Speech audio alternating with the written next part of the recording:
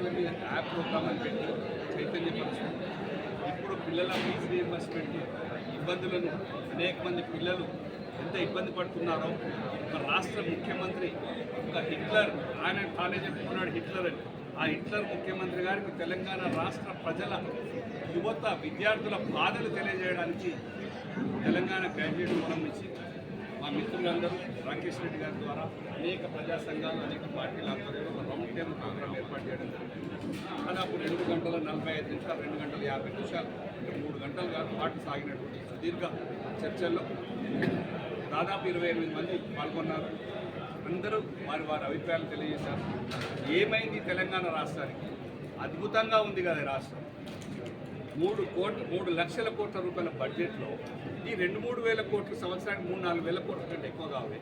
ఈ బడ్జెట్ పిల్లల fee reimbursement ఇవ్వడానికి ఇంకా అనేక స్కీములు కొత్త ఇస్తారేమో, ఇంకా నిరుద్యోగ వృద్ధి ఇస్తారేమో, కొత్త ఉద్యోగ అవకాశాలు పెంచుతాడేమో ఆశతోటి విద్యార్థులు అనేక మంది 432 హామీలతో 6 గ్యారంటీలతో అనేకమైన గుళ్ళు భగవంతుల మీద ఒట్లతో అధికారంలోకి వచ్చినటువంటి ముఖ్యమంత్రి గారు ఏ పని చేయకుండా కేవలం కాలయాపన చేసుకుంటూ ఏమి చేయకపోగా నిరుద్యోగులు కానీ ఈ విద్యార్థుల వాళ్ళ బాధను తెలంగాణ రాష్ట్రం ముందు ఉంచడం జరిగింది.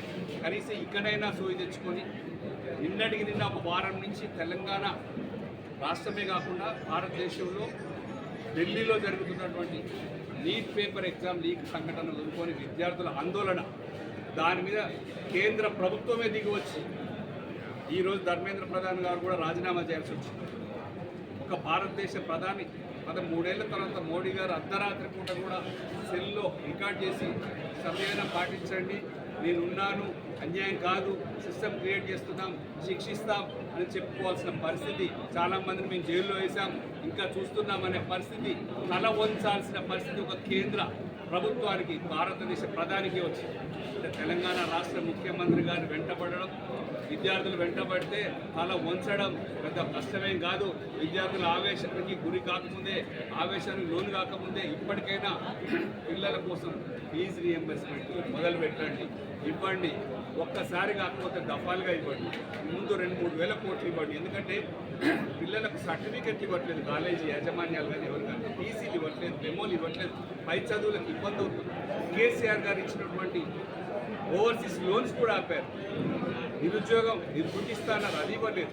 ఇవన్నిటి మీద కూడా ఖచ్చితంగా చర్చ బాగా జరిగింది. ఇట్లా గోదావరి నుంచి నీళ్లు ఫ్రీగా ఇట్లా పోతున్న నీళ్ళనే తెలంగాణ రైతుల కోసం లిఫ్ట్ చేయట్లేదు. ఏం పరిపాలన, మీరు ఏం చేయాలనుకుంటున్నారు ఈ రాష్ట్రాన్ని?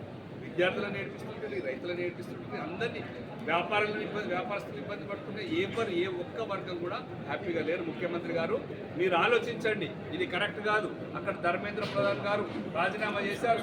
ఇక్కడ తెలంగాణ విద్యార్థులు కనుక ఇక్కడ కూడా ఉద్యమం తీస్తే, తిరగబడితే, మరి ఇక్కడ విద్యాశాఖ మంత్రి ఎవరు లేరు, మీరు మాత్రమే ఉన్నారు.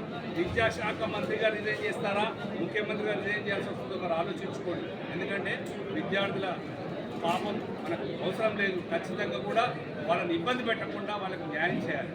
ఇది మా తెలంగాణ గ్రాడ్యుయేట్ ఫోరం నుంచి ఈరోజు రౌండ్ టేబుల్ సమావేశం పెట్టినప్పుడు మా రాకేష్ రెడ్డి గారు అందరం కూడా ఖచ్చితంగా తెలంగాణ రాష్ట్ర ముఖ్యమంత్రి తెలియజేయాలని. ఎంత అండి బడ్జెట్? 3 లక్షల కోట్ల బడ్జెట్లో ఇదొక బడ్జెటా, ఇదొక లెక్కనా? దీని మీద ఎందుకు చిన్న చూపిస్తుంది? దీన్ని ఎవరు మీకు ఇవ్వడం ఇష్టం లేకపోతే మేము ఇవ్వం, ఈ స్కీమే మాకు అక్కర్లేదు అని మీరు చెప్పండి.